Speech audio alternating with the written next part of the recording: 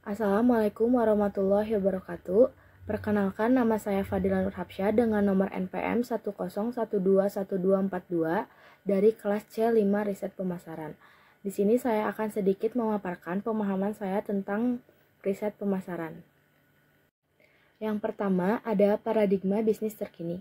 Dunia kini bergerak ke arah paradigma baru yang jauh berbeda dari paradigma sebelumnya, dan menerapkan teknologi baru pada bisnis atau perusahaan tidak hanya dapat membantu berkembang, tetapi juga dapat memulai transisi yang tidak dapat merubah cara mereka berfungsi selamanya.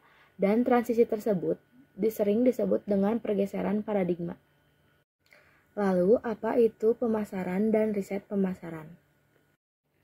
Pemasaran adalah proses yang melibatkan perencanaan, pelaksanaan, dan manajemen aktivitas yang bertujuan untuk memenuhi kebutuhan dan keinginan pelanggan dengan tujuan untuk mencapai tujuan bisnis. Kalau riset pemasaran adalah proses pengumpulan, analisis, dan interpretasi data yang digunakan untuk memahami pasar, pelanggan, dan lingkungan bisnis. Selanjutnya ada 8 klasifikasi riset pemasaran. Yang pertama ada riset eksploratif, yang kedua riset kausal, yang ketiga riset kualitatif, yang keempat riset kuantitatif, yang kelima riset primer, yang keenam riset sekunder, yang ketujuh riset pasar atau market research, dan yang terakhir ada riset deskriptif. Bagaimana proses penelitian pemasaran yang empiris? Ada 10 proses penelitian pemasaran yang empiris. Yang pertama, mengidentifikasi masalah penelitian. Yang kedua, perumusan tujuan penelitian.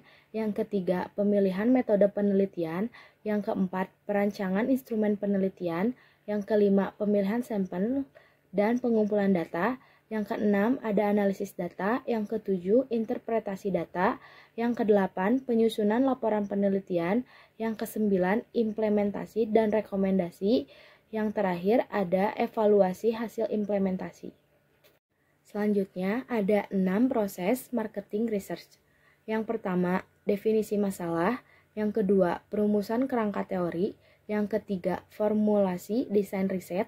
Yang keempat, pengumpulan data. Yang kelima, analisis data. Dan yang keenam, pembuatan laporan dan presentasi. Lalu, apa itu masalah? Masalah adalah merujuk pada suatu kebingungan atau ketidakpastian dalam situasi yang perlu dipecahkan atau pertanyaan yang perlu dijawab. Gap penelitian pemasaran. Gap penelitian pemasaran merujuk pada ketidaksesuaian atau kekosongan dalam pengetahuan atau pemahaman saat ini yang mendorong kebutuhan untuk melakukan penelitian tambahan. Yang selanjutnya ada 11 model penelitian pemasaran. Yang pertama, ada pemahaman grand theory. Yang kedua, identifikasi gap. Yang ketiga, definisi topik penelitian.